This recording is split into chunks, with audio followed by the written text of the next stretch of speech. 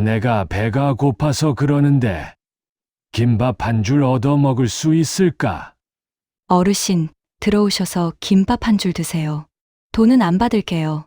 젊은 아가씨가 공짜로 다 퍼주면 어쩌나? 한 노인이 초라한 차림으로 골목길 안에 있는 분식집으로 걸어 들어갑니다. 낡은 옷에 덥수룩한 수염과 머리가 그의 처지를 설명해 주는 듯 했죠. 한눈에 봐도 돈은 별로 없어 보였고 집은 있기나 한 건지 의심스러울 지경이었습니다. 거지 차림의 노인이 가게에 들어온다면 좋아할 가게 주인은 없을 테죠. 하지만 그 분식집 주인 연서 씨는 달랐습니다. 어서 오세요. 그녀는 기쁜 마음으로 거짓골의 노인을 맞이했습니다. 하지만 그녀가 아직 모르는 사실이 있었죠. 그 거지 할아버지가 사실은 엄청난 재산을 가진 재벌이라는 것을요. 억소리 나는 재산을 가진 재벌이 거짓골을 하고 분식집에 나타난 이유는 무엇일까요? 사연 시작 전 구독과 좋아요를 눌러주시면 저희에게 큰 힘이 됩니다. 어디에서 이야기를 듣고 계시는지 알려주시면 여러분이 계신 곳에 행복이 깃들기를 바라겠습니다. 출판업계에 살아있는 전설, 최대철 회장. 그의 나이 올해 72. 인쇄소 말단 직원에서 시작해 맨손으로 지금의 출판 제국을 일군 인물입니다. 사람들은 그를 자수성가의 아이콘이라 불렀죠. 하지만 정작 그 자신은 자신을 이렇게 부릅니다. 냉철한 현실주의자. 최 회장의 집무실은 언제나 조용했습니다. 넓은 책상 위엔 계약서와 기획안들이 정갈하게 정리되어 있었고 벽면을 가득 채운 책들은 마치 그의 권위를 상징하는 듯했죠. 그는 사람을 쉽게 믿지 않았습니다. 밑바닥에서 정상까지 오르는 동안 수없이 배신당했고 그때마다 사람은 결국 이익 앞에서 변한다는 교훈만 남았으니까요. 회장님, 아드님께서 뵙고 싶다고 하십니다. 비서의 말에 최 회장은 고개를 들었습니다. 최 회장의 외아들 준혁이 38배 나이에도 여전히 순수한 눈빛을 가진 아들. 회장은 항상 아들이 자랑스러우면서도 한편으론 답답했습니다. 왜 그렇게 세상을 아름답게만 생각하는지, 세상이 얼마나 냉정한지, 사람이 얼마나 간사한지 모르는 것 같았거든요. 들어오라고 해. 문이 열리고 들어온 준혁의 얼굴은 평소와 달리 단단해 보였습니다. 뭔가 큰 결심을 한 사람의 표정이었죠. 그는 아버지 앞에 서서 천천히 입을 열었습니다. 아버지, 저 결혼하고 싶은 사람이 생겼습니다. 최 회장은 서류에서 눈을 떼지 않은 채 물었습니다. 그래, 어느 집 따님인가? 재벌가? 아니면 정치인 집안? 아닙니다. 그럼 교수 집안이거나 의사 집안이겠구나. 아버지, 그 사람은 고아 출신입니다. 서류 넘기던 손이 멈췄습니다. 최 회장은 천천히 고개를 들어 아들을 바라봤죠. 뭐라고? 고아? 보육원에서 자란 사람이에요. 보육원이라니 그게 무슨... 지금은 작은 분식집을 운영하고 있고요. 연서 정말 좋은 사람입니다. 아버지께서 한번 만나보시면... 잠깐. 최 회장이 손을 들어 아들의 말을 막았습니다. 그의 목소리는 낮고 차가웠습니다. 출판 명가의 외아들이, 내 아들이 고아 출신의 분식집 여자와 결혼한다고? 지금 나랑 농담하자는 거야? 농담 아니에요, 아버지. 저는 진심입니다. 저 정말 그 사람 사랑해요. 너 이놈이 지금 무슨 소리를 하는 거야? 최장이 책상을 탁 쳤습니다. 내가 지금 무슨 말을 하는지 알기나 하냐? 우리 집안이 어떤 집안인데 고아라니. 체면이며 명예며 다 내던지고 그런 여자를. 그런 여자라니요. 준혁의 목소리가 처음으로 높아졌습니다. 연서는 그 누구보다 훌륭한 사람입니다. 고아가 죄라도 됩니까? 출신이 뭐가 중요합니까? 사람의 마음이 중요한 거 아닙니까? 마음? 최 회장이 비웃듯 웃었습니다. 세상에 공짜 마음이 어디 있더냐? 그 여자 분명 내 뒤에 있는 돈을 보고 접근한 거야. 연서는 그런 사람이 아니에요. 아니라고? 그 여자 본색을 알기나 해? 고아라고 가난하다고 가짜는 동정이나 얻으며 순진한 척 했겠지. 너 같은 바보 같은 놈이 그런 여자들한테 딱 당하기 좋지. 대체 아버지는 왜 그렇게 사람을 못 믿으십니까? 못 믿는 게 아니라 안 믿는 거다. 내가 지금껏 살면서 배운 게 그거야. 사람은 결국 이익 앞에서 본색을 드러낸다는 것. 준혁은 주먹을 꽉 쥐었습니다. 그럼 어머니도 그랬습니까? 어머니도 돈 때문에 아버지를 만나신 겁니까? 순간 방 안이 얼어붙었습니다. 최 회장의 얼굴이 굳었죠. 먼저 떠난 아내 이야기는 그에게 유일한 약점이었습니다. 가난했던 시절 그의 곁을 지켜준 단 한 사람.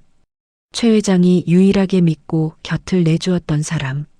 하지만 그는 곧 표정을 거두고 차갑게 말했습니다. 나가거라. 그리고 그 여자와는 당장 헤어져. 안 그러면 넌 내 아들이 아니다. 내가 바보같이 그런 여자에게 홀려 내 재산 말아먹는 꼴은 못 본다. 아버지, 제발요 저희를 좀 믿어주세요. 나가라고 했다. 준혁은 떨리는 입술을 깨물고 방을 나갔습니다. 혼자 남은 최 회장은 창밖을 바라보며 중얼거렸죠. 고아 출신의 분식집 여자라. 내 아들이 그런 여자를 만난다고? 분명히 뭔가 꿍꿍이가 있을 거야. 최 회장은 아들이 사랑한다는 여자를 믿지 않았습니다. 그날 밤 최 회장은 결심했습니다. 직접 그 여자를 만나 정체를 밝혀내겠다고. 그리고 아들을 그 여자의 소나기에서 구해내겠다고. 그는 비서에게 지시를 내렸습니다. 준혁이가 만난다는 그 김연서라는 여자에 대해 조사해. 과거, 재산, 빚, 남자 관계까지 전부 다. 알겠습니다, 회장님. 며칠 뒤 받은 보고서에는 특이사항이 없었습니다. 빚도 없고 정가도 없고 남자 관계도 깨끗했죠. 고아로 태어나 내내 보육원에서 자랐던 것, 그것 말고는 특이사항이 없었습니다.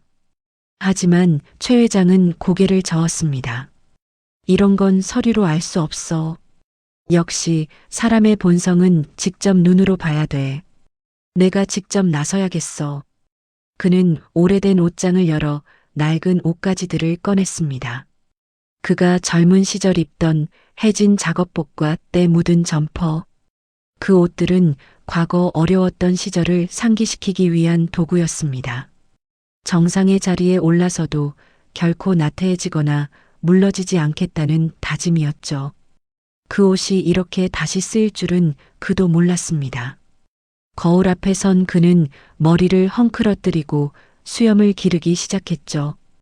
일주일 후 거울 속의 최 회장의 모습은 많이 달라져 있었습니다. 출판업계 회장 최대철은 온데간데 없었습니다. 그곳엔 그저 초라한 노인 한 명이 서 있을 뿐이었죠.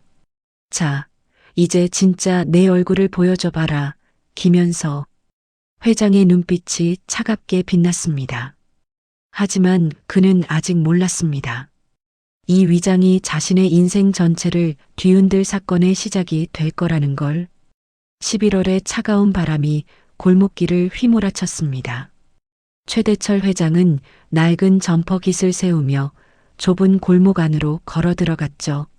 손에는 찢어진 비닐봉지 하나, 등은 일부러 굽히고 걸음걸이도 힘없이 만들었습니다. 완벽해. 이 모습이면 절대 못 알아볼 거야. 골목 안쪽 낡은 간판 하나가 눈에 들어왔습니다. 연서분식 작고 초라한 간판은 눈에 잘 들어오지도 않을 정도였죠. 회장은 잠시 멈춰서서 가게를 관찰했습니다. 유리창 너머로 보이는 가게 안은 좁았습니다. 테이블이 고작 4개, 벽지는 여기저기 뜯겨 있었고 천장의 형광등은 깜빡거렸죠. 이런 곳에서 장사가 되나? 회장이 문을 밀고 들어서자 경쾌한 종소리가 울렸습니다. 어서 오세요. 밝은 목소리가 들려왔습니다. 주방 쪽에서 여자 한 명이 걸어 나왔죠. 김연서. 33이라는 나이가 무색할 정도로 맑은 얼굴이었습니다. 머리는 단정하게 묶었고 앞치마에 여기저기 묻은 국물 자국이 그녀의 성실함을 보여주는 듯 했습니다. 입고 있는 옷은 시장 바닥에서 산 듯 거칠고 투박했습니다. 아무리 봐도 꾸미기 좋아한다는 요즘 젊은 처녀들 같아 보이지는 않았죠. 그녀는 회장의 초라한 차림을 훑어봤습니다. 하지만 표정에 변화가 없었어요. 그는 자신의 속내를 숨겨야 했습니다. 그때 연서가 최 회장에게 다정히 물어왔습니다. 어르신, 뭐 드시고 싶으세요? 회장은 일부러 퉁명스럽게 대꾸했습니다. 김밥. 제일 싼 거. 참치김밥이 3,000원인데 괜찮으세요? 아니면 야채김밥은 2,500원이에요. 야채김밥.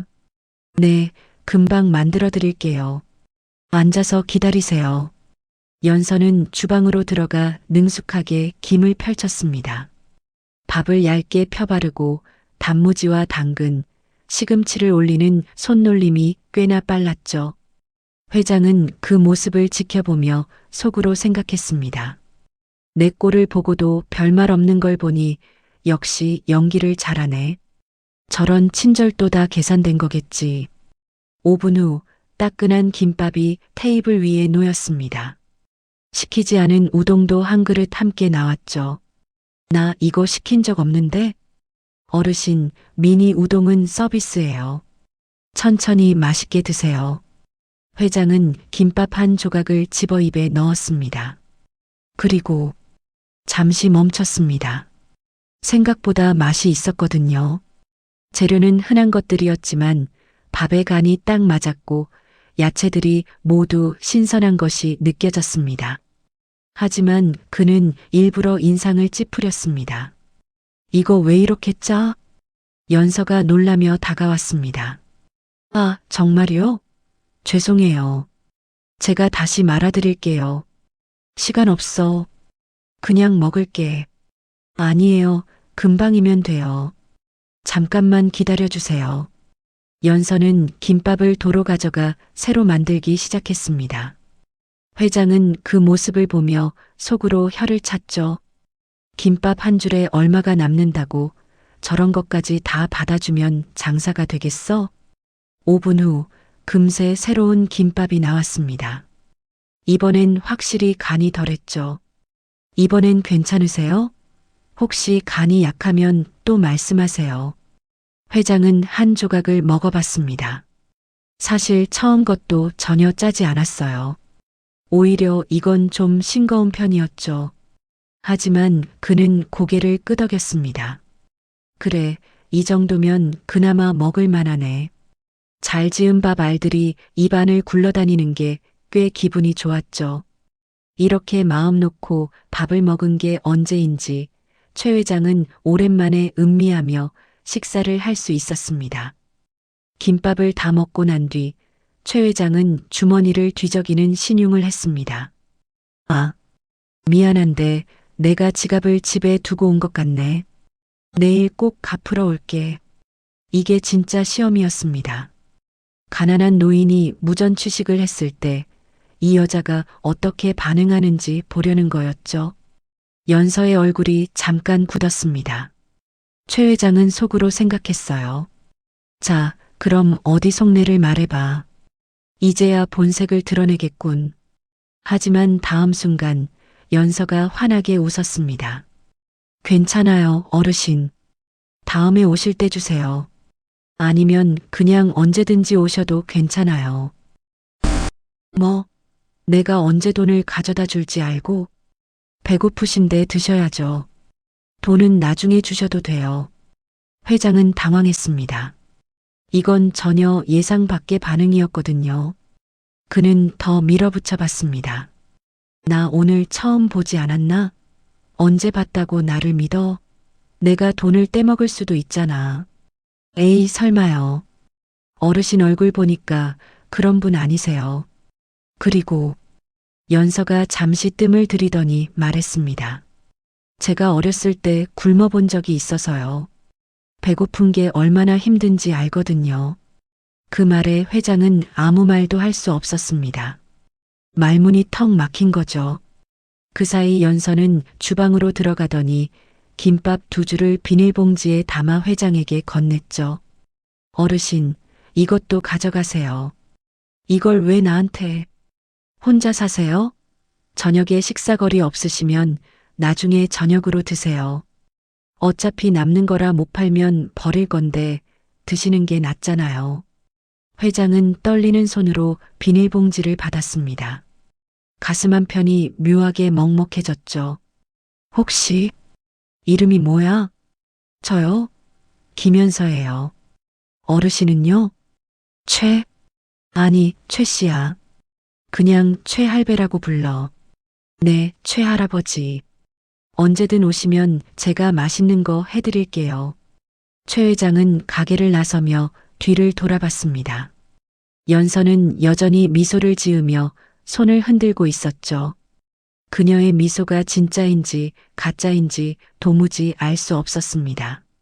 골목을 빠져나온 최 회장은 비닐봉지를 내려다봤습니다. 갓 만든 김밥에서 따뜻한 김이 피어올랐죠. 그는 한 조각을 꺼내 입에 넣었습니다. 회장의 손이 살짝 떨렸습니다. 아니야. 이 정도 친절로 속으면 안 돼. 본색은 따로 있을 거야. 하지만 그날 밤 숙소로 돌아간 회장은 이상하게도 잠을 이룰 수 없었습니다.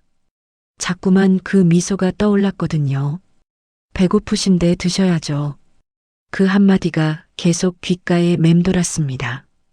그리고 묘하게도 가슴 한편이 따뜻해지는 것 같았죠.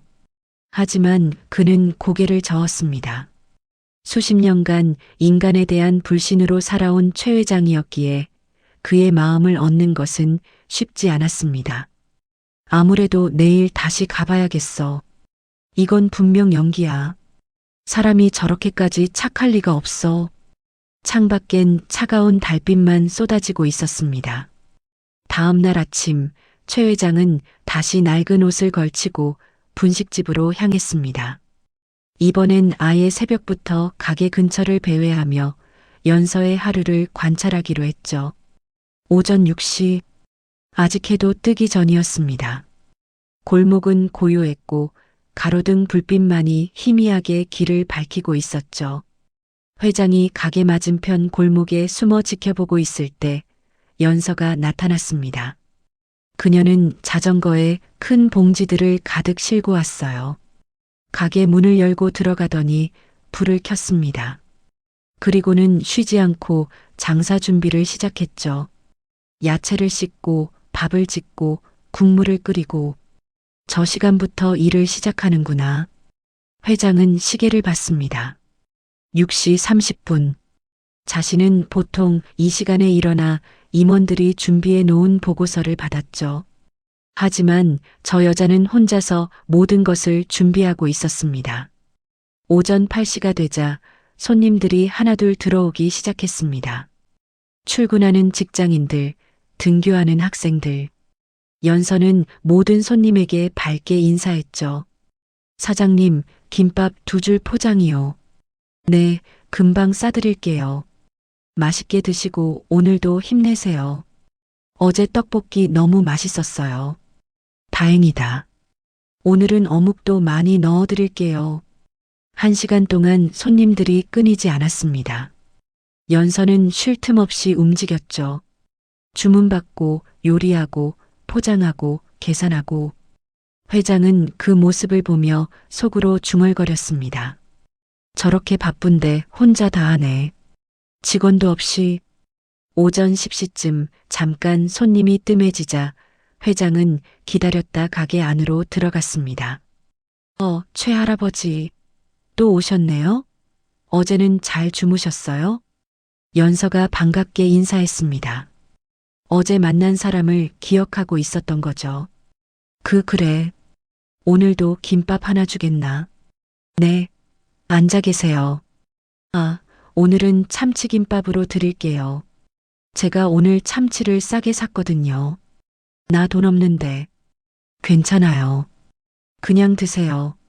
연서는 싱긋 웃으며 주방으로 들어갔습니다. 회장은 가게 안을 둘러봤죠. 벽에는 외상장부가 걸려 있었습니다. 이름들이 빼곡하게 적혀 있었어요. 김영수 할아버지 마이너스 떡볶이 3,000원 박순이, 할머니 마이너스 김밥 2줄 5,000원, 이민준 마이너스 라면 3,000원. 회장은 장부를 보며 고개를 저었습니다. 이러니까 장사가 안 되지. 외상이 이렇게 많으면 어떡해. 할아버지, 김밥 나왔어요. 따끈한 김밥과 함께 이번에도 국물이 나왔습니다. 회장이 김밥을 먹는 동안 할머니 한 분이 가게에 들어왔습니다. 연서야, 나왔다. 할머니, 오늘 몸은 좀 어떠세요? 그럭저럭. 근데 미안한데 오늘도 외상으로 해도 될까? 연서는 전혀 망설이지 않았습니다. 당연하죠, 할머니. 뭐 드시고 싶으세요? 떡볶이랑 순대 조금만. 네, 금방 만들어 드릴게요. 할머니, 여기 앉아서 기다리세요. 할머니가 자리에 앉자 연서는 떡볶이를 만들면서 말을 건넸습니다. 할머니, 약은 드셨어요? 다리는 좀 나아지셨고요? 응, 내가 준 돈으로 약 사 먹었지. 덕분에 많이 나아졌어. 회장은 그 대화를 들으며 눈살을 찌푸렸습니다. 외상으로 모자라서 약값까지 대줬다고? 이러니까 돈을 못 벌지. 떡볶이를 다 먹은 할머니가 미안한 듯 말했습니다.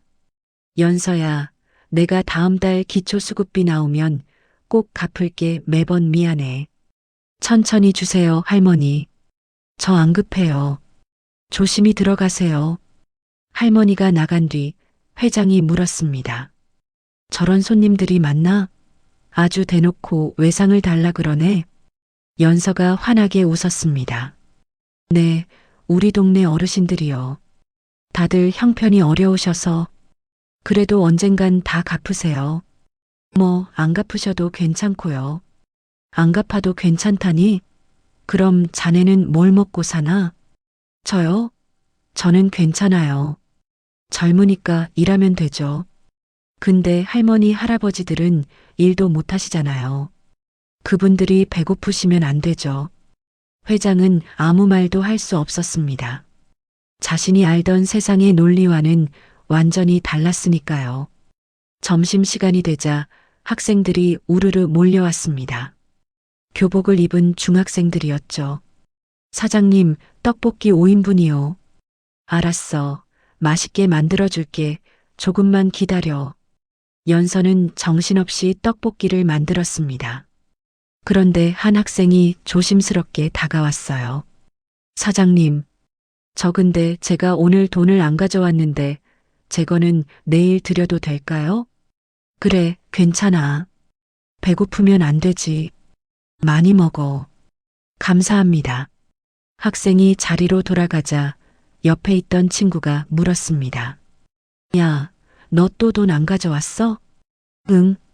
엄마가 아파서 병원비가 많이 나와 요즘 용돈 받기가 어려워. 회장은 그 대화를 들었습니다. 그리고 연서를 봤죠. 그녀는 그 대화를 들었을 텐데도 아무렇지 않게 떡볶이를 더 많이 담아주고 있었습니다. 저 여자는 대체. 오후 2시쯤 손님이 뜸해지자 연서가 가게 문을 닫았습니다. 회장은 의아했죠. 벌써 문을 닫나? 장사를 더 해야 하는 거 아닌가? 그런데 연서가 큰 보온병과 김밥을 챙겨 들고 나왔습니다. 회장은 몰래 뒤를 따라갔죠. 그녀가 도착한 곳은 동네 공원이었습니다. 벤치에 할아버지 두 분이 앉아 계셨어요. 할아버지들, 점심 드셨어요? 아, 연서야? 아이고, 뭘 또 싸왔어. 우린 괜찮아. 거짓말 마세요. 제가 김밥 싸왔으니까 같이 드셔요.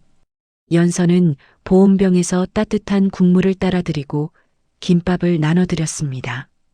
할아버지들의 얼굴에 미소가 번졌죠. 고맙다, 연서야. 내가 없으면 우리는 어떻게 사나. 에이, 무슨 말씀을. 제가 해드리는 게 당연하죠.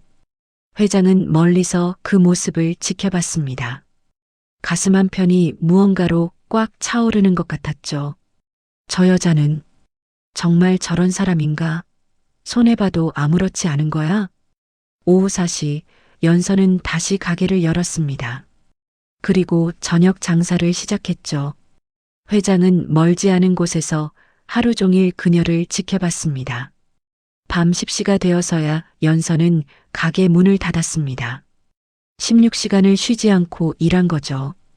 그녀는 지친 몸을 이끌고 가게 뒤쪽 작은 방으로 들어갔습니다. 아마도 그곳이 그녀의 집인 듯 했죠. 회장은 그날 밤 돌아가며 생각했습니다. 저렇게 힘들게 사는데 어떻게 저렇게 웃을 수 있지? 돈도 제대로 못 버는데 어떻게 남한테 베풀 수 있지? 그의 머릿속이 복잡해졌습니다. 지금껏 믿어온 세상의 법칙들이 흔들리기 시작했거든요. 아니야. 아직 확신할 수 없어. 더 지켜봐야 해. 하지만 그의 마음 한편에서는 작은 목소리가 속삭이고 있었습니다. 혹시 내가 틀렸던 건 아닐까? 그날 밤 최 회장은 오랜만에 젊은 시절 아내의 얼굴을 꿈꾸었습니다. 꿈에서 본 아내는 최 회장에게 환히 웃어주었어요. 마치 그를 잘 타이르는 듯 말이죠. 그렇게 일주일이 흘렀습니다. 최 회장은 매일같이 분식집을 찾았고 연서는 이제 그를 단골 손님처럼 대했죠. 이제 최 회장은 그녀의 일과를 거의 다 파악하고 있었습니다. 손님이 가장 없는 월요일과 목요일 오후, 연서는 가게를 일찍 닫고 어딘가로 향했습니다. 회장은 이번에도 뒤를 따라갔죠. 그녀가 도착한 곳은 보육원이었습니다. 연서는 큰 봉지들을 들고 보육원 안으로 들어갔어요. 그리고 아이들이 우르르 달려나왔죠. 최 회장은 담장 너머로 그 모습을 지켜봤습니다. 연서 선생님, 우와, 오늘은 뭐 가져오셨어요? 김밥이랑 떡볶이 만들어 왔어. 다들 배 많이 고프지? 아이들의 얼굴이 환해졌습니다. 연서는 아이들과 함께 식탁에 앉아 음식을 나눠주기 시작했죠. 선생님은 안 드세요? 나는 아까 먹었어. 너희가 많이 먹어야지. 식사가 끝난 뒤 연서는 아이들과 함께 놀이터로 나갔습니다. 그네를 밀어주고 공놀이를 하고 숨바꼭질을 했죠. 아이들의 웃음소리가 보육원 담장을 넘어 울려 퍼졌습니다. 그때 한 아이가 조심스럽게 물었습니다. 선생님, 선생님도 여기서 자랐다고 했죠? 응, 그랬어. 힘들지 않으셨어요? 연서가 잠시 멈춰섰습니다. 그리고 아이의 머리를 쓰다듬으며 말했죠. 힘들었지. 많이 외로웠고 가족이 그리웠어. 그럼 어떻게 했어요? 너무 힘들면요. 글쎄, 가끔은 울기도 했는데 다음 날은 또 웃을 수 있었어. 그렇게 매일 조금씩 웃다 보면 언젠가 정말 괜찮아지거든. 그게 정말이에요? 나도 선생님처럼 웃을 수 있을까요? 그래, 그래서 내가 너희를 보러 오는 거야. 살면서 힘들 수 있지만 포기하지 않으면 좋은 날이 온다는 걸 알려주고 싶어서. 저희도 연서 선생님처럼 될 수 있을까요? 당연하지. 너희는 모두 특별하고 소중한 아이들이야. 나중에 크면 꼭 행복해질 거야. 회장은 담장 뒤에서 그 대화를 들었습니다. 가슴 한편이 쿡쿡 쑤셨죠. 저렇게 힘들게 자랐구나. 저녁 무렵 연서는 보육원을 나와 다시 분식집으로 향했습니다. 그리고 평소처럼 다시 밤 10시까지 장사를 했죠. 회장은 계산을 해봤습니다. 보육원에 가져간 음식값, 외상으로 쌓인 돈, 월세. 아무리 계산해도 남는 게 없었습니다. 어떻게 저렇게 살 수 있지? 자기 한 몸 건사하기도 빠듯할 텐데. 금요일 저녁 회장은 다시 분식집을 찾았습니다. 이번엔 본격적으로 그녀를 시험해 볼 생각이었죠. 최 회장의 등장에 평소처럼 연서가 환하게 인사했습니다. 할아버지, 오늘은 날씨가 추웠죠? 따뜻한 우동 드릴까요? 아니, 김밥만 주게. 김밥을 먹는 동안 회장은 일부러 대화를 유도했습니다. 자네, 여기서 장사한 지 얼마나 됐나? 한 5년 됐어요. 5년이나? 그럼 돈도 많이 벌었겠네. 연서가 쓴웃음을 지었습니다. 아니요, 돈은 하나도 못 모았어요. 월세 내고 재료비 내고 나면 남는 게 별로 없거든요. 그럼 왜 이런 장사를 계속하나? 차라리 다른 일을 찾아보지 그래. 연서가 잠시 생각하더니 말했습니다. 여기 단골 손님들이 저를 필요로 하거든요. 할머니, 할아버지들, 학생들. 제가 없으면 끼니를 못 거르는 분들이에요. 그분들 생각하면 그만둘 수가 없어요. 그래도 자네 인생도 중요한 거 아니야? 결혼도 해야 하고. 차라리 어디 부자 남편 만나서 시집을 가던지. 그때 연서의 얼굴이 살짝 붉어졌습니다. 사실 저 결혼 약속한 사람이 있어요. 회장의 손이 움찔했습니다. 이제 준혁이 이야기가 나올 차례였죠. 만나는 사람이 있어? 그 사람은 어떤 사람인데? 좋은 사람이에요. 정말 따뜻하고 착하고 저 같은 사람을 사랑해준다는 게 아직도 믿기지 않아요. 착한 게 밥 먹여주나. 능력이 중요하지. 그놈 돈은 좀 있대? 연서가 고개를 끄덕였습니다. 네, 집안이 좋은 편이에요. 저랑 달리 부족함 없이 자랐더라고요. 근데 그건 별로 중요하지 않아요. 회장이 냉소를 띠며 물었습니다. 중요하지 않다고? 돈이 있으면 편하게 살 수 있는데? 물론 돈이 있으면 좋죠. 근데 연서가 잠시 말을 멈추더니 진지하게 말했습니다. 돈보다 중요한 게 마음이잖아요. 저는 그 사람의 돈이 아니라 마음이 좋아서 만나는 거예요. 만약에 말이야. 최 회장이 목소리를 낮췄습니다. 그 사람이 집안과 절연하고 빈털터리가 된다면 그래도 결혼할 건가? 연서는 단 1초도 망설이지 않았습니다. 당연하죠. 정말 돈 한 푼 없는 거지가 되어도? 네. 돈이야 제가 벌면 되죠. 이 가게가 있으니까 우리 둘이 먹고 사는 건 충분해요. 오히려 그 사람이 힘들어할까봐 걱정이에요. 부유하게 자란 사람이 저처럼 가난을 견딜 수 있을까? 그 사람 부모가 반대하면? 연서의 표정이 잠시 어두워졌습니다. 사실 지금도 반대하고 계세요. 저 같은 고아 출신은 싫다고. 고아라고? 그 집안도 돈만 밝히는 쓰레기들인가 보네. 돈만 많은 졸부들 말이야. 아니에요. 나쁘신 분은 아니실 거예요. 그리고 저는 이해해요. 어떤 집안에서 저 같은 며느리를 반기시겠어요. 그럼 차라리 포기하지 그래. 포기요? 연서가 고개를 저었습니다. 하지만 그 사람을 포기할 수 없어요. 다시는 이 정도로 사랑하는 사람을 만날 수 없을 것 같거든요. 회장의 가슴이 쿵 내려앉았습니다. 그녀의 눈빛에는 거짓이 없었습니다. 진심이었죠. 순수한 흔들림 없는 진심. 최 회장이 흔들리기 시작했습니다. 그 부모가 만약 평생 반대한다면? 그놈이 집안 뜻에 따르겠다면? 연서가 깊게 한숨을 쉬었습니다. 그래도 어쩔 수 없죠. 그 사람이 선택한 거니까. 근데 저는 포기하지 않을 거예요. 언젠가는 인정받을 수 있을 거라고 믿어요. 회장은 더 이상 아무 말도 할 수 없었습니다. 목이 메었거든요. 이 여자는 정말 진심이구나. 그날 밤 숙소로 돌아온 회장은 오랜만에 오래된 앨범을 꺼냈습니다. 거기에는 젊은 시절 아내의 사진이 있었죠. 가난했던 시절 단칸방에서 최 회장과 함께 꿈을 키우던 시절, 아내는 언제나 그의 곁을 지켰습니다. 돈이 없어도 미래가 불확실해도 그를 끝까지 지지하고 믿어주었죠. 하지만 그는 그의 아내를 행복하게 해주지 못했습니다. 돈이 없어지면 아내가 자신을 떠날 거라 생각하고 돈에 매여 아내를 소홀히 했거든요. 여보, 나는 당신을 믿지 못했어. 회장의 눈에서 눈물이 흘러내렸습니다.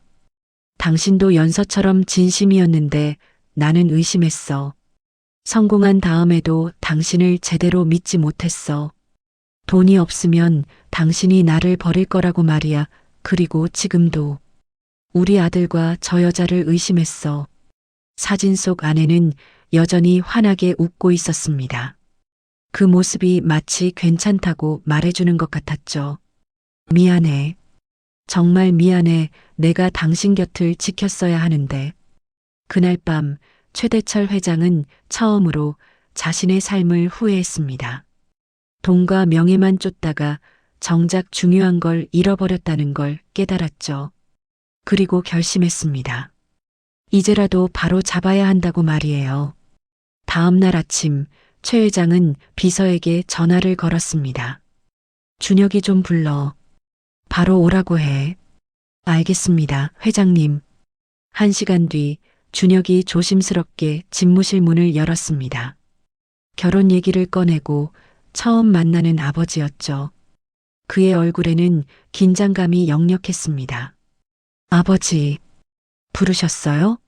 앉아라. 준혁이 소파에 앉자 회장은 창밖을 바라보며 천천히 입을 열었습니다. 상견례 자리를 마련해야겠다. 네, 그게 무슨 말씀이세요? 준혁이 깜짝 놀라 벌떡 일어섰습니다. 자신의 귀를 의심했죠. 반대하는 결혼에 모르는 여자와 선이라도 보라고 부르신 줄 알았는데 갑자기 상견례라니. 연서랑 말씀이세요? 그럼 그 여자 말고 또 다른 여자라도 만나는 게냐? 아니요. 아버지가 연서를 보자고 하실 줄 몰라서요. 정말이세요? 그래. 이번 주말 조용한 곳에서 만나자. 그 여자한테 말해라. 아버지. 준혁의 목소리가 떨렸습니다. 정말 감사합니다. 정말. 가봐라. 나는 아직 할 일이 많다. 준혁이 나간 뒤 회장은 깊은 한숨을 쉬었습니다. 아직까지도 자신이 잘하는 일이 맞는지 완전한 확신은 없었습니다. 늘 의심하고 보여지는 통계로 판단을 하는 최 회장에게 사람의 마음이란 알 수 없는 미지수에 불과했죠.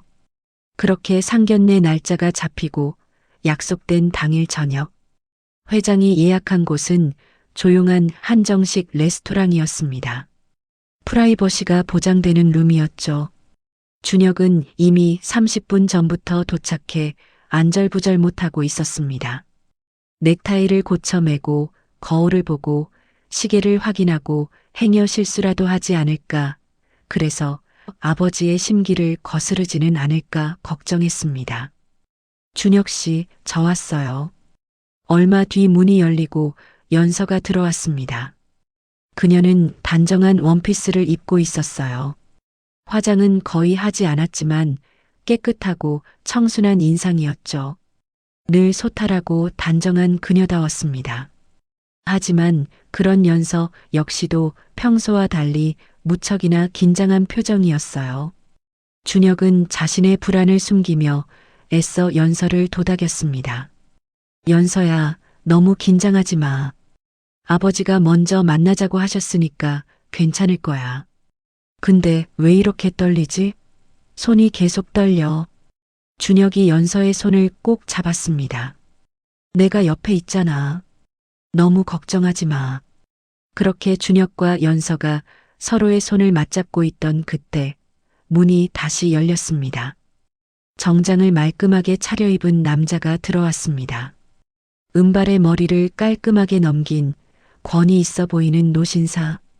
연서는 공손하게 인사하려고 고개를 숙였습니다. 그런데 어서 오게. 준혁아, 내가 소개해라. 그 목소리, 익숙한 목소리에 연서의 고개가 저도 모르게 번쩍 올라갔습니다. 그리고 그 순간 그녀의 얼굴이 새하얗게 변했죠. 최 할아버지, 회장이 미소 지으며 말했습니다. 오랜만이네. 잘 지냈나?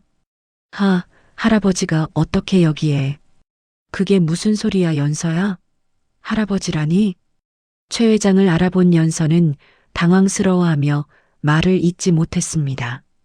서로를 알아본 듯한 최 회장과 연서의 모습에 준혁 역시 의아해하고 있었죠. 그래, 내가 준혁이의 아버지야. 네, 그게 무슨... 최 회장의 말에 연서는 그 자리에 얼어붙었습니다. 머릿속이 하얗게 비어버렸죠. 일주일 동안 자신의 가게에 왔던 그 초라한 노인. 김밥을 얻어먹고 무전취식을 하고 자신과 이런저런 이야기를 나눴던 그 사람이 사랑하는 남자의 아버지라니. 자신을 반대하는 그 예비 시아버지라니. 연서는 무슨 영문인지 몰라 당황스러워했습니다.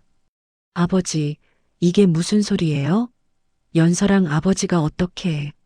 준혁도 당황했습니다. 아버지가 무슨 일을 벌인 건지 전혀 몰랐거든요. 우선 다들 앉아보지. 내가 설명하마. 회장의 목소리는 부드러웠습니다. 연서는 그 부드러운 음성에 마음이 놓이면서도 그가 자신을 반대하던 것을 떠올리고 다시 긴장을 삼켰습니다. 세 사람은 테이블에 둘러앉았습니다.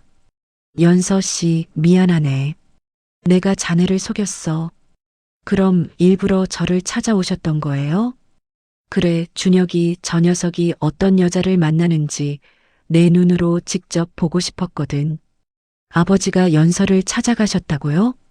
최 회장이 천천히 말했습니다. 처음엔 자네가 내 아들의 돈을 노리고 접근한 거라고 생각했네. 그래서 직접 확인하려고 변장하고 간 거야. 아버지, 아무리 그래도 어떡해. 준혁의 목소리에 배신감이 묻어났습니다.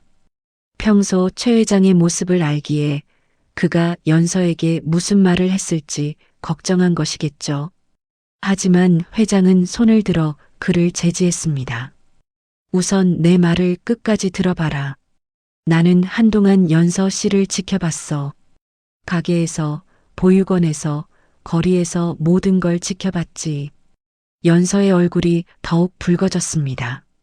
자신의 모든 일상이 감시받았다는 사실이 부끄러웠죠. 그런 줄도 모르고. 못 알아봬서 죄송해요, 회장님. 죄송하긴. 멋대로 남의 뒤를 밟은 건 나인데. 그래도 죄송합니다. 연서의 얼굴이 빨개졌습니다.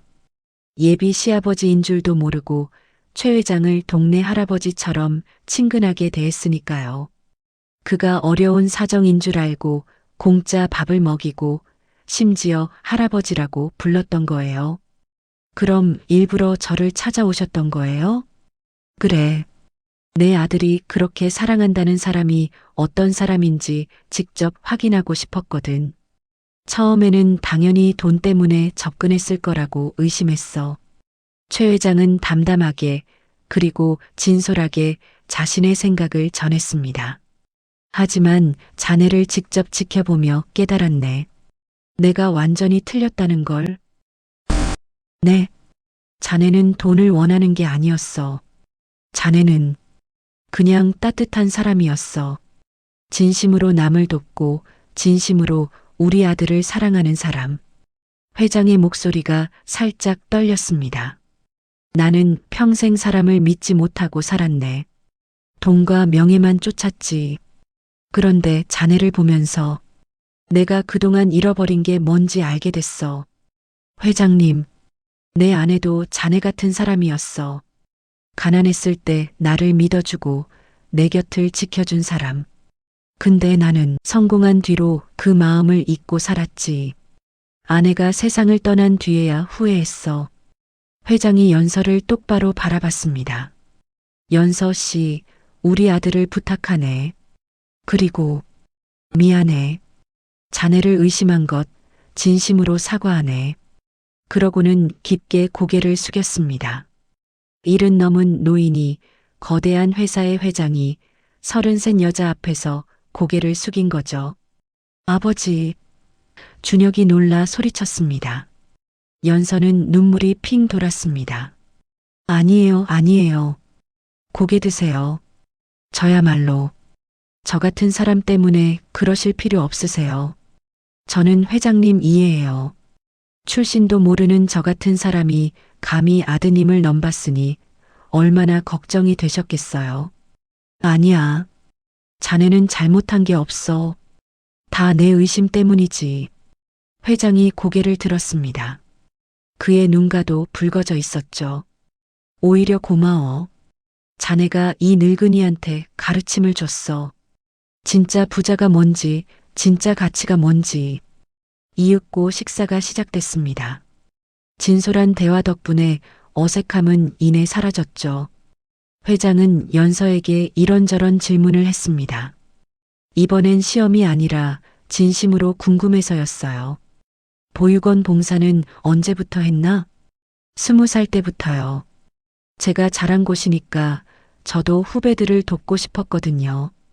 힘들지는 않나? 매일 가게 열고 봉사까지 다니는 게 쉬워 보이지 않던데. 힘들기는 힘들죠. 근데 그 아이들 웃는 얼굴 보면 힘이 나요. 오히려 제가 그 애들에게 위로와 응원을 받는 것 같아요. 회장은 고개를 끄덕였습니다. 그리고 조용히 말했죠. 연서 씨, 결혼 준비 비용은 내가 대겠네. 그리고 자네가 원하는 대로 해. 작은 결혼식도 좋고 조촐하게 해도 좋아. 뭘 원하든 다 바라는 대로 하게. 감사합니다. 아버님 정말 감사해요. 제가 앞으로 잘할게요. 아버님이라는 그 호칭에 회장의 가슴이 뭉클해졌습니다. 저녁 식사가 끝나고 세 사람은 레스토랑을 나섰습니다. 준혁과 연서가 먼저 차에 올랐고 회장은 잠시 그들을 바라봤습니다. 두 사람이 손을 잡고 웃고 있었죠.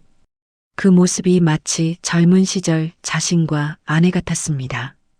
최 회장은 자신의 추억을 떠올리며 드디어 아들에 대한 걱정도 거둘 수 있었죠. 여보, 우리 아들이 드디어 좋은 사람을 만났어. 당신을 닮은 사람을. 회장은 하늘을 올려다봤습니다. 별이 유난히 밝게 빛나고 있었습니다. 하지만 회장의 결심은 여기서 끝이 아니었습니다. 그가 준비한 것은 단순한 결혼 승낙이 아니었죠. 상견례 다음 날, 최 회장은 회사 임원들을 긴급 소집했습니다. 이른 월요일 아침, 최 회장의 급한 소집에 회의실은 긴장감으로 가득했죠. 회장님, 무슨 중요한 발표가 있으신 겁니까? 그래. 다들 잘 들어. 회장은 서류 뭉치를 테이블 위에 올려놓았습니다. 그리고 모두의 앞에 자신있게 얘기했죠. 나는 내 개인 재산의 50%를 사회에 환원하기로 했네. 재단을 설립할 거야. 회의실이 술렁였습니다. 50%면 어마어마한 금액이었죠. 회장님, 그게 무슨 50%나 환원을 하신다뇨? 아니, 정말이십니까? 모두들 최 회장의 파격적인 결단에 놀라는 분위기였습니다. 그런 결정을 내릴 수 있는 사람이 흔치는 않을 테니까요. 그렇게 하기로 결론을 내렸네. 어떤 재단을 생각하고 계십니까? 고아 출신 청년들을 위한 재단이야. 학비 지원, 창업 지원, 주거 지원. 그들에게 필요한 모든 걸 도울 거야. 재무이사가 조심스럽게 물었습니다. 회장님, 그렇게 큰 금액을 혹시 어떤 계기가 있으셨습니까? 회장이 잠시 침묵했습니다. 그리고 작게 미소 지었죠. 누군가한테 배웠네. 진짜 부자가 뭔지. 인생의 돈이 전부가 아니라는 걸 말이야. 며칠 뒤 회장은 연서를 따로 만났습니다. 분식집 문을 닫은 저녁 시간이었죠. 아버님 바쁘실 텐데 여기까지 찾아오시다니. 연락하시면 제가 찾아뵐 텐데요. 아니야. 중요한 얘기라 내가 직접 와야 할 것 같아서. 회장은 가방에서 서류를 꺼냈습니다. 이게 뭐예요? 재단 설립 계획서야. 재단 이름은 연서재단으로 하려고 하네. 네. 최 회장의 말을 들은 연서가 깜짝 놀라 서류를 떨어뜨렸습니다. 연서재단이요? 그게 무슨 말씀이세요? 재단을 제 이름으로요? 그래. 자네 이름을 딴 재단 말이야. 아버님, 왜 제 이름을? 자네가 하던 일을 돕고 싶어서. 보육원 아이들, 독거노인들, 어려운 청년들. 자네가 도왔던 사람들을 제대로 도울 수 있게 내가 지원하려고 해. 아버님, 그래도 이런 건 너무 과분해요. 회장이 고개를 저었습니다. 과분한 게 아니야. 내가 당연히 해야 할 일이야.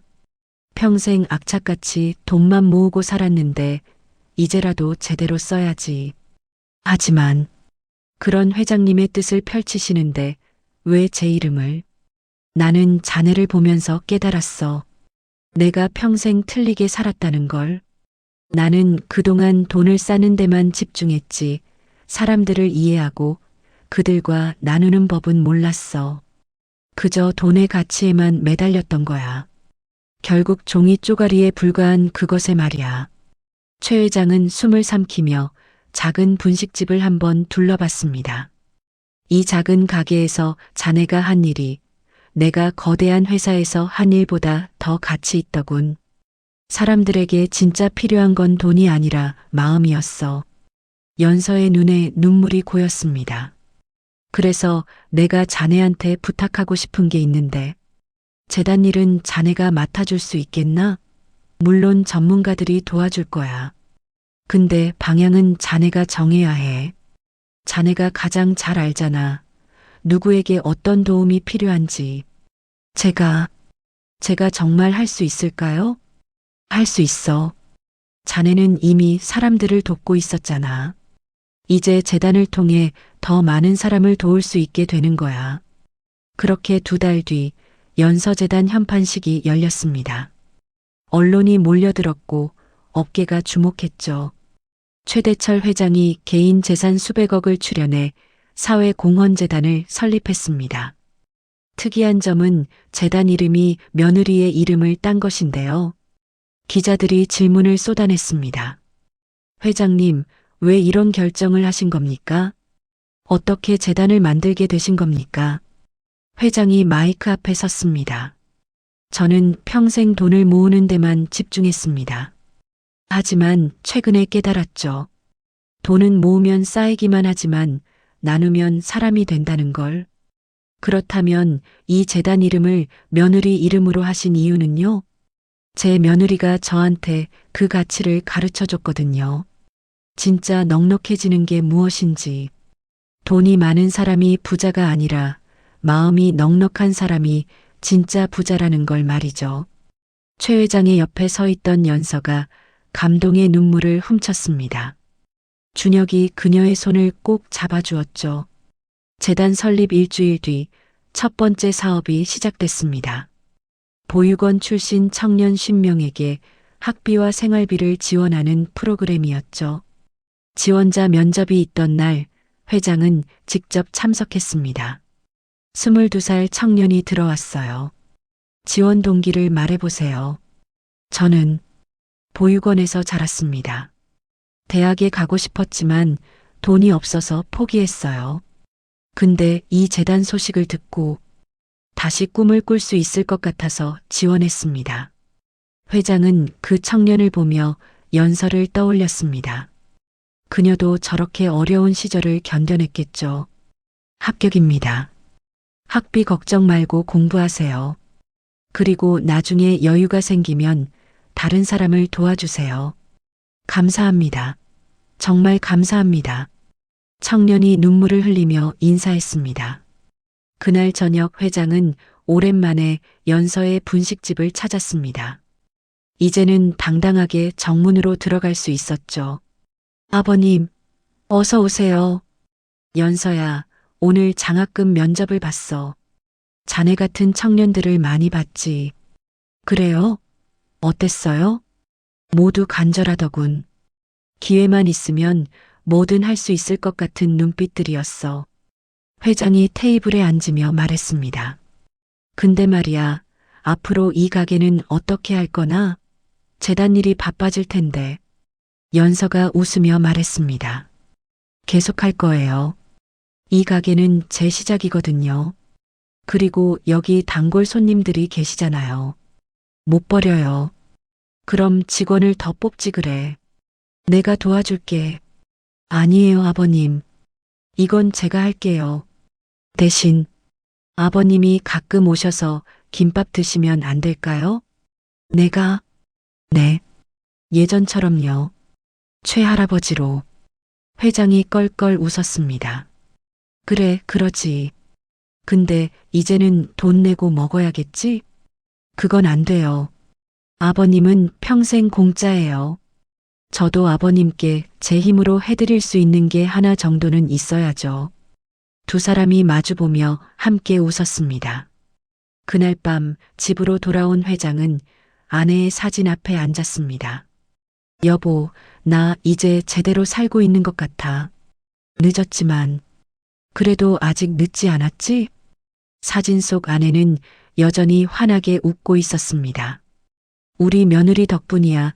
당신을 닮았더라고. 따뜻하고 착하고. 당신이 봤으면 정말 좋아했을 거야. 회장은 창밖을 바라봤습니다. 달빛이 은은하게 방을 비추고 있었죠. 이제 좀 알 것 같아. 인생에서 진짜 중요한 게 뭔지. 돈도 명예도 아니더라고. 사람이야, 사람. 그는 처음으로 마음 편히 잠들 수 있었습니다. 70년 인생에서 처음으로 진짜 행복이 뭔지 알게 된 밤이었죠. 책상 위에는 연서재단 사업계획서가 놓여 있었습니다. 첫 페이지에는 이렇게 적혀 있었죠. 우리의 목표돈이 아닌 마음을 나누는 세상. 그리고 5년이라는 시간이 흘렀습니다. 그 시간 동안 최 회장의 삶은 어떻게 변했을까요? 봄날의 따스한 햇살이 거실 가득 쏟아져 들어왔습니다. 최 회장은 소파에 앉아 신문을 보고 있었죠. 아니, 정확히는 신문을 보는 척하며 거실을 뛰어다니는 손주들을 지켜보고 있었습니다. 할아버지, 저 좀 봐요. 4살배기 손녀 지우가 종종 걸음으로 달려왔습니다. 손에는 색연필로 그린 그림이 들려 있었죠. 오, 우리 지우가 뭘 그렸나? 할아버지랑 할머니예요. 여기 엄마 김밥도 그렸어요. 그림 속에는 두 사람이 손을 잡고 있었고 그 옆에 동그란 김밥들이 그려져 있었습니다. 서툰 솜씨였지만 감동스러운 그림에 최 회장의 눈가가 촉촉해졌죠. 잘 그렸네. 완전 작품인걸. 할아버지 방에 붙여놔야겠다. 정말요? 야호! 지우가 깡충깡충 뛰어가자 이번엔 2살배기 손자 준서가 비틀비틀 걸어왔습니다. 할아버지, 오, 우리 준서. 이리 와봐라. 최 회장이 손자를 무릎에 앉히자 준서가 깔깔 웃었습니다. 그 웃음소리가 집 안가득 울려 퍼졌죠. 현관문이 열리고 연서가 장을 보고 들어왔습니다. 아버님, 아이들이 힘들게 했죠? 제가 데리고 갈게요. 아니야, 괜찮아. 이 할애비를 이리 좋아해 주니 얼마나 좋은데.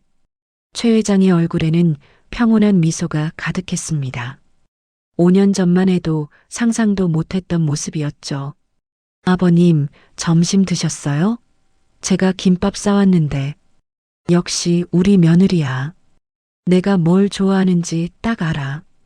연서가 주방으로 가서 김밥을 접시에 담아왔습니다. 최 회장은 한 조각을 집어먹으며 흐뭇하게 웃었어요. 우리 며느리 김밥은 여전히 맛있네. 며느리의 손맛은 여전했지만 지난 5년간 많은 것이 변했습니다.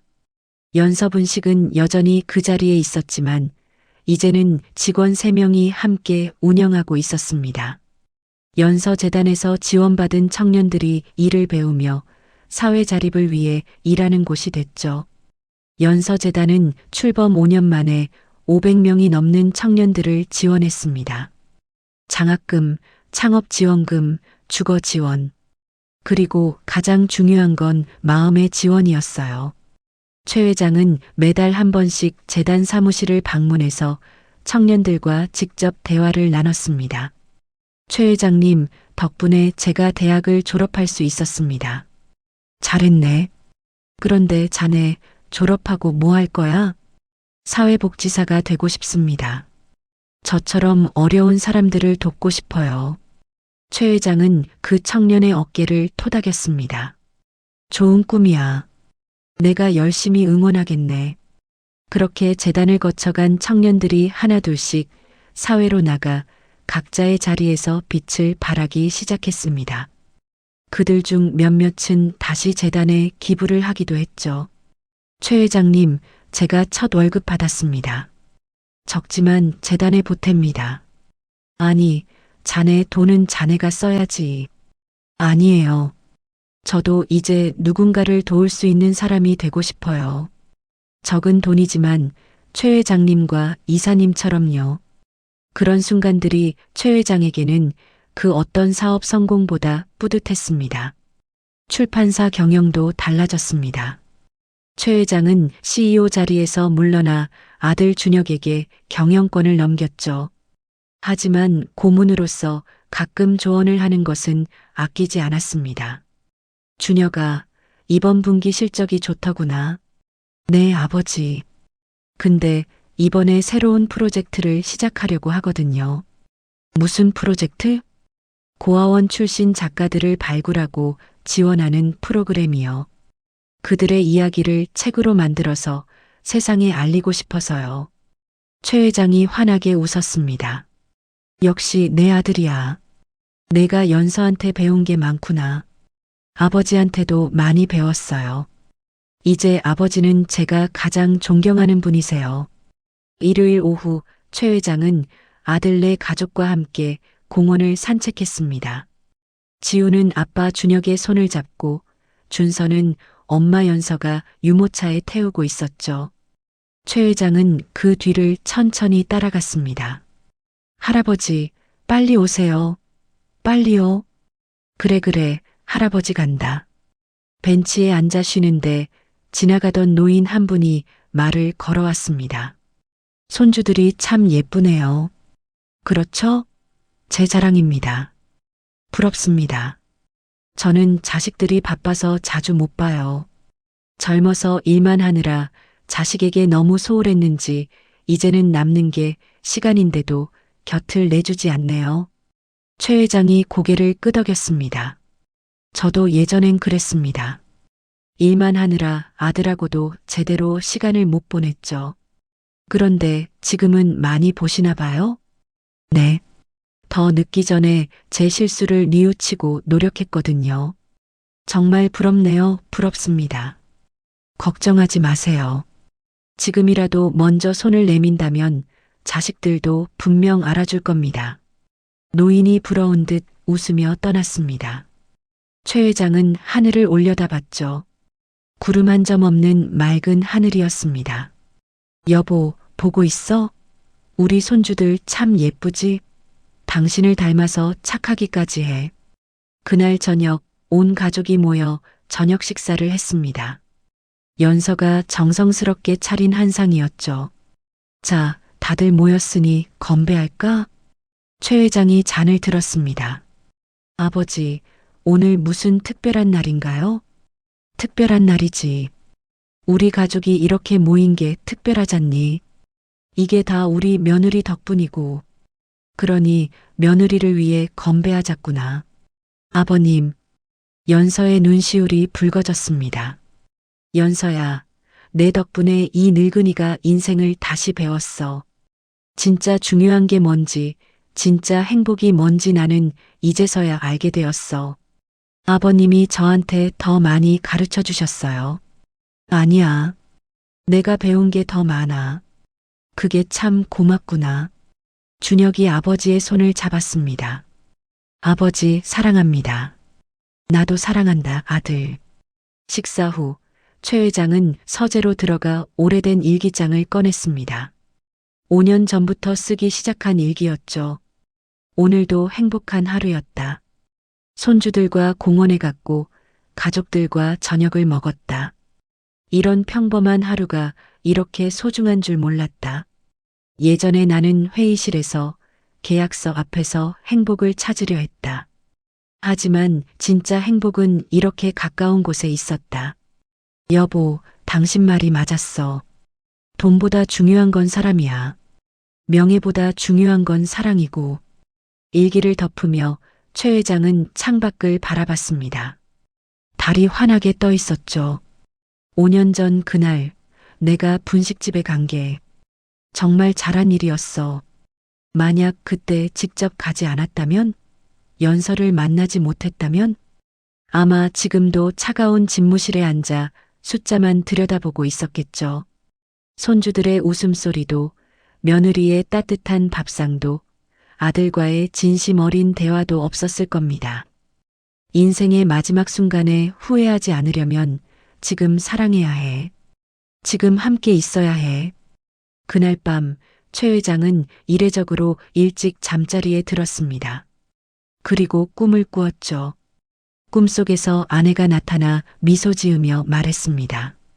여보, 정말 잘했어요. 이제야 당신다워졌어요. 최 회장이 대답했습니다. 당신 덕분이야. 그리고 연서 덕분이고. 그 아이 참 착하죠?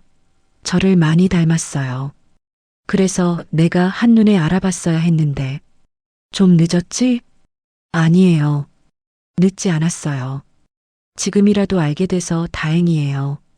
꿈속에서 아내가 손을 흔들며 사라졌습니다. 최 회장은 평온하게 잠들었죠.